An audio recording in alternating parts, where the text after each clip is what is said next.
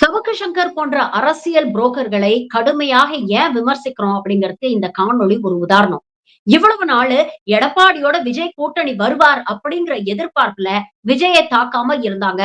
அதற்கு இந்த அணில் குஞ்சுகளும் சவுக்கு சங்கருக்கும் முட்டு கொடுத்துட்டு இருந்தாங்க. எப்போ எடப்பாடியோட கூட்டணி இல்ல அப்படிங்கிறது முடிவாயிடுச்சோ உடனே விஜயை தாக்க ஆரம்பிக்கிறாரு. இத்தனை நாள் இவருக்கு ஃபயர் விட்ட அணில் குஞ்சுகள் என்ன பண்ணுவாங்க? பொறுத்திருந்து பார்ப்போம். ஆனா நேரத்துக்கு நேரம் டிசைனா தன்னுடைய நிறத்தை மாற்றிக்கொள்ளக்கூடிய இப்படிப்பட்ட போலி பத்திரிகையாளர்களை நம்பாதீங்க அப்படிங்கிறதுக்காகத்தான் இதை வெளிச்சம் போட்டு காட்டுறோம். குறைந்தபட்சம் ஒரு மனிதாபிமானம் இருந்தால் நீங்கள் அங்கே சென்று ஆறுதல் சொல்லியிருக்க வேண்டும். இறப்பு எது யாரால் நடந்துச்சு? ஒரு செல்ஃபிஷான பொலிட்டிஷியன்றதை விஜய் நிரூபிச்சிட்டார். நான் மக்களுக்காக சினிமா விட்டு வந்தேன் அது இதுலாம் சொன்னாலும் கரூருக்கு இவர் செல்லாமல் இருந்ததற்கு காரணம் இவரது சுயநலமா இல்லையா? பர்மிஷன் கிடைக்கல, போறதுல சிக்கல் இருக்கு. அதாங்க உங்க சுயநலம். உங்கள் நலனை தான் நீங்க பாத்திருக்கீங்க. கரெக்டா?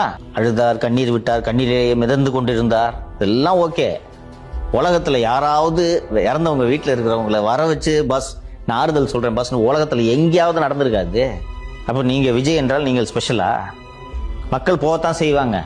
அப்போ எல்லாத்துக்குமே நாங்க உங்களை தேடி வரணும்னா எங்க ஓட்டை மட்டும் நீங்க ஏன் சார் கேக்குறீங்க?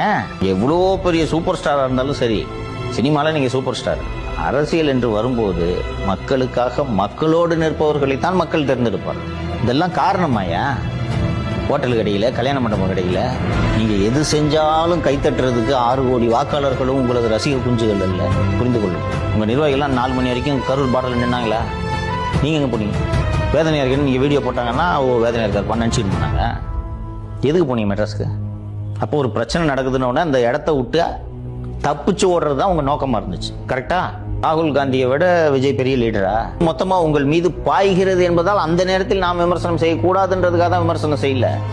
சரி, இதை கரெக்டிங் பண்ணிக்குவாரு, சரி ஓகே, அரசியலுக்கு புதிது கற்றுக்கொள்வார்னு பார்த்தா அவங்களெல்லாம் கூப்பிட்டு நீங்க மகாபலிபுரத்துக்கு வந்து ஸ்டார் ஹோட்டல் ரூம் போட்டு நீங்க இங்க வாங்க நான் உங்களோட சேர்ந்து அழுகிறேன்னு சொன்னா இது என்ன லீடர் சார்? நீங்க உங்களை எப்படி நாங்க எங்க தலைவனா ஏத்துக்கிறது? எங்களை ஆளும் பொறுப்பை எப்படி உங்களிடம் ஒப்படைப்பது? இதுதான் நீங்க மக்கள் மீது காட்டக்கூடிய அக்கறை இல்லையா? கூப்பிட்டு வச்சு சந்திக்கிறத ஒரு புறம் இருக்கட்டும் சார், அதை முடிவெடுக்கிறதுக்கு எதுக்கு சார் 1 மாசம்? 1 மாசம் சொல்லுங்க. இந்த ஸ்பான்சர் பண்றது, ஹோட்டல்ல தங்க வைக்கிறது எல்லாம் நீங்க மட்டும் இல்ல, பணம் இருக்கிற எல்லாரும் செய்வாங்க.